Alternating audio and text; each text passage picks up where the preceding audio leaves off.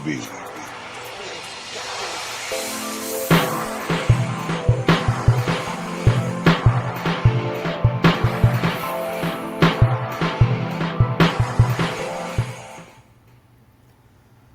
What's up, YouTube? This is Too Raw for TV, aka Darth Apocalypse. All right, so look, what's done is done. We all know what the mainstream media did with Jaylen Brown. I've moved on. Okay, I don't know what his egregious crime was, but apparently, it's a crime in this country to be an African American man who somehow has self confidence in his cognitive abilities. Somehow that's a personal affront that cannot be forgiven. You can be, you know, a backstabbing piece of crap who puts your personal agenda above the team. You can be a gun toting moron who has a fixation with street life, even though you were raised in for what I could tell, upper middle class, you know, Cosby esque home. That's fine. You can go around punching teammates on video camera, getting away with it. You can run teammates off your team because they threaten your bag, and you can use other players' nut sacks as your personal field goal tester, kicker. Screw that one up a little bit. But to be smart and non-white is a crime in this country, apparently.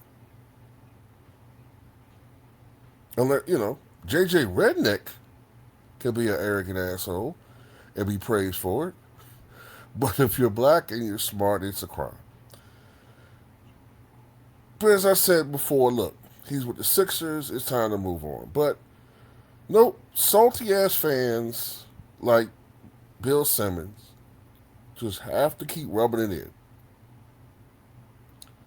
So Bill Simmons on his weak ass podcast said that Jaylen Brown is no higher in the pecking order with this team, this new team, other than fourth. And that he's going to have to basically be the Derek White of this Philadelphia 76ers team. In that part of it.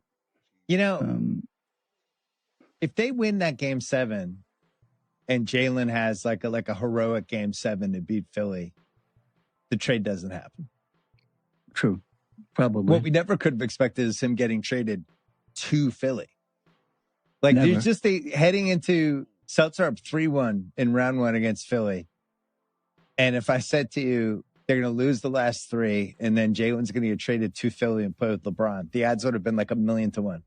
Well, that's putting aside that we got Paul George back. If you're going to trade Jaylen Brown and you think it's time, trade him out west. Nobody wanted where him. We see him once at home every year. There wasn't a market for him. That's the other thing. Then wait for the market to develop. His teams needed to hire you as a consultant. Teams are going to have injuries. Wait for the market to develop. Can you imagine him coming into Boston 2 or 3 times in the regular season? Yeah. Well, he's in, I don't know if this is the best situation for him in Philly, but I guess we'll find out. But he went from, it's time for me to have my own team, to him being the 4th most important person on this team. It's a valid point about how they're all going to mesh with, they all want the ball. He's basically going to have to be their Derek White. Yeah. And I hadn't thought of that part. How are they all going to mesh? But I'm thinking about our team and our starting lineup and Paul George getting injured 19 games into the season. And, Wow. Did you send your check in for the season tickets? Oh my God, this is such stupid low IQ basketball talk, man.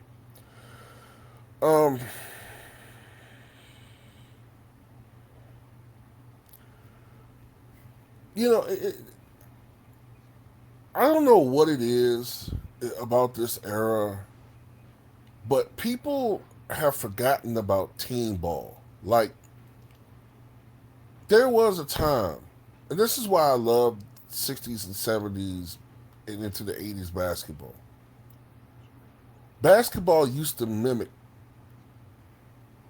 the UCLA system or the Boston Celtics with Russell, or should I say the college game. Because back in those days, a great player who could have been averaging 30 points on a mediocre team, they had no problem shelving, shaving that down from 30 to 20 if it meant that they're going to win. I don't know what it is why people think that it has to be one guy that's just has this incredible astronomical usage rate and he's averaging 30, and then maybe another guy is averaging 20 and everybody else is averaging 15, 12, 9, when it was commonplace previous eras for teams to have 7, 8 players in double digits.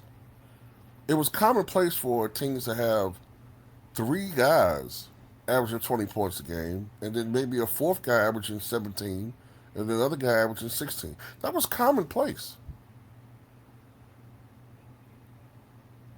My best guess about this Sixers team is that whoever has, and I mean, don't get me wrong, VJ Edgecombe I think is going to get fucked in this deal, right? But the other 3 guys,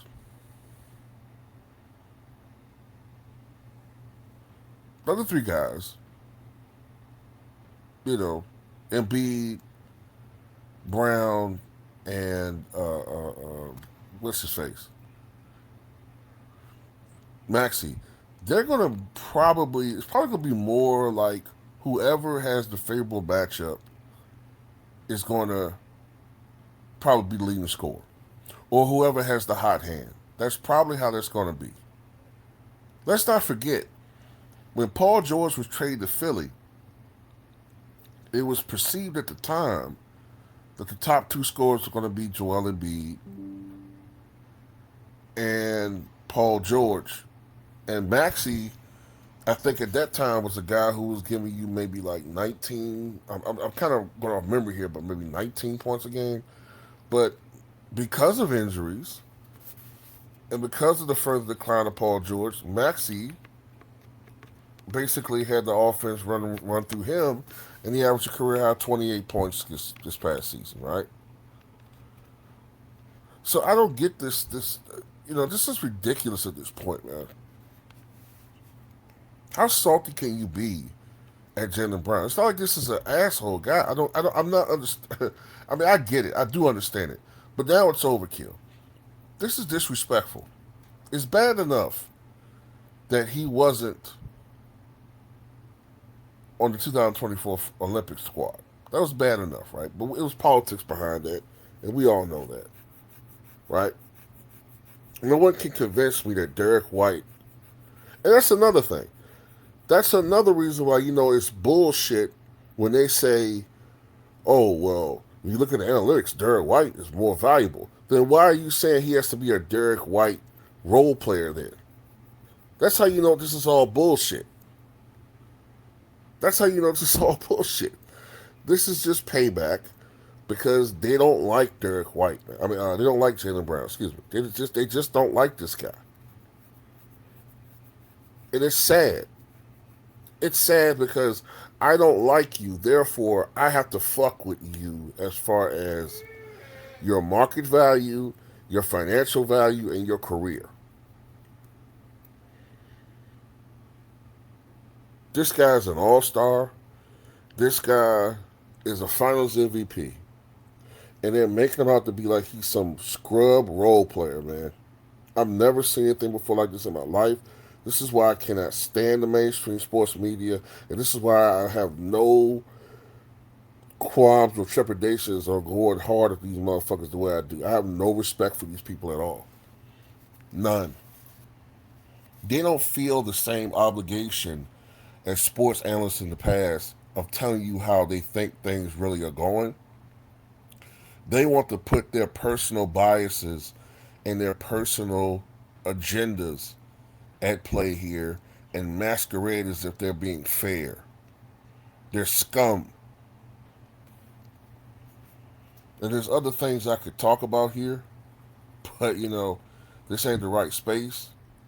But there's also other hidden agendas at play too.